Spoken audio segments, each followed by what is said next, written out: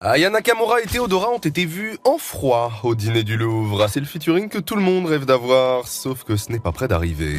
Visiblement, les deux artistes ne se calculent pas du tout. Sur cette séquence, on peut les voir se croiser sans se regarder, de quoi laisser penser que les deux se détestent. Pourtant, quand Theodora a gagné aux Victoires de la musique, elle n'a pas manqué de remercier Aya Nakamura dans son discours. Et je tiens surtout à remercier aussi tous les projets qui sont passés avant moi, qui ont permis à mon projet d'être mieux compris, les Aya Nakamura, les Tiakola. Si aujourd'hui, moi, mon projet avec des sonorités afro-caribéennes, il a pu être compris, c'est parce que ces gens-là, ils sont passés avant moi. Donc je les remercie et... C'est moi Boss Lady en fait.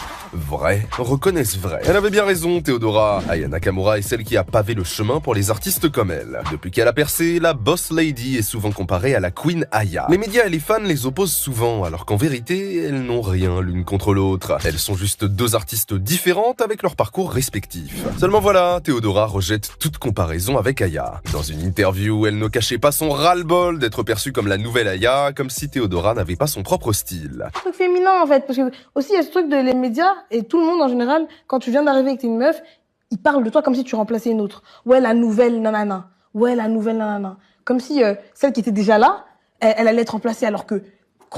Il y a tellement de place. Une prise d'opposition forte que l'on peut comprendre. Theodora est devenue une artiste à part entière. Et il y a assez de place pour elle aux côtés d'Aya Nakamura. C'est juste qu'Aya Nakamura est devenue un exemple de réussite à suivre pour les chanteuses africaines et francophones. Si on écoute les fans de Theodora, elle n'a rien à envier à Aya Nakamura. C'est justement l'originalité de son univers qui séduit. Et cela n'empêche pas les deux de cohabiter dans le game sans problème. D'ailleurs, lors de ce grand dîner au Louvre, les deux chanteuses n'ont pas passé leur soirée à s'éviter, contrairement à ce que les images veulent nous faire croire. Elles ont tapé la pose ensemble devant les photographes, preuve qu'elles ne se détestent pas du tout, bien au contraire. Elles semblent beaucoup s'apprécier, et elles n'ont pas besoin d'être les meilleures amies du monde. Comme le disait Theodora, il y a assez de place pour briller pour tout le monde, pas besoin de prendre la lumière d'une autre artiste. Souvent comparée à Aya Nakamura depuis ses débuts, Theodora préfère transformer cette comparaison en reconnaissance. Plutôt que de se positionner en rivale, elle choisit l'honnêteté car, effectivement, Aya a ouvert des portes. Son succès international a changé la donne pour toute une génération d'artistes afro-descendants en France. En assurant cette dette artistique, la chanteuse désamorce aussi une mécanique médiatique qui oppose systématiquement les femmes entre elles. Si Aya Nakamura est tranquillement posée sur son trône, elle assure n'avoir de problème avec personne.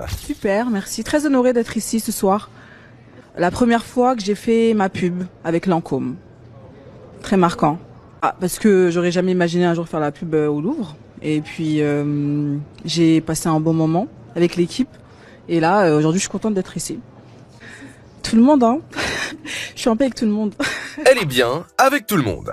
Ça a le mérite d'être clair. En tout cas, il y avait assez de place pour toutes les deux lors du grand dîner du Louvre dont c'était la 2e édition. Tout juste un an après son lancement, le rendez-vous philanthropique du musée confirme son statut d'événement incontournable de la Fashion Week parisienne. 2e édition, 2e record. Organisé le 3 mars dernier au sein de la galerie Daru, au pied de la victoire de Samothrace, le grand dîner du Louvre a rassemblé cette année quelques 300 convives. En plus de Theodora et d'Aya Nakamura, ce dîner caritatif a également rassemblé des mécènes, des grandes maisons de luxe, des groupes, des entreprises et des personnalités issues d'horizons variés. Lancée sur le thème Le Louvre la nuit, cette soirée caritative a permis de collecter 1,6 million d'euros qui serviront à financer la sauvegarde du patrimoine du musée. Comme l'an dernier, c'est Anne-Sophie Pic, chef la plus étoilée au monde, qui a imaginé le menu du dîner. La soirée a également bénéficié d'une dimension artistique inédite alors que les réalisateurs Michel et Olivier Gondry ont créé pour l'occasion le film Louvre Moon Love. Pensé comme un Met Gala à la française, inscrit au calendrier de la Fédération de la haute couture et de la mode, le grand dîner du Louvre s'est imposé en un an comme un événement à part entière de la semaine de la mode parisienne. Lancé en mars 2025 autour de l'exposition Louvre Couture, il avait alors permis à l'institution de lever 1,4 million d'euros. La présence des deux chanteuses confirme qu'elles sont devenues bien plus que des artistes. Elles sont devenues des icônes de la mode féminine à part entière. Aya Nakamura s'est notamment associée à la marque Balenciaga il y a quelques années. L'année dernière, elle est devenue la nouvelle égérie de la marque Lancôme. Lors de sa venue au gala des pièces jaunes le 23 janvier 2025, elle a en un seul look donné un coup de projecteur à un label de mode montant. Épaulée par son styliste Ayouba Gouram, cette amatrice de silhouettes fourreaux et de corsets balmains est devenue une référence en matière de style. Consécration ultime, le 6 mai 2024. Elle a définitivement gagné ses galons mode après avoir reçu son carton d'invitation à l'annuel Met Ball organisé par Anna Wintour. Qu'elle soit sur scène, en balade ou sur un plateau télé, les créateurs et créatrices jouent des coudes pour habiller l'égérie Lancôme. Une opportunité que vient de concrétiser LGNC.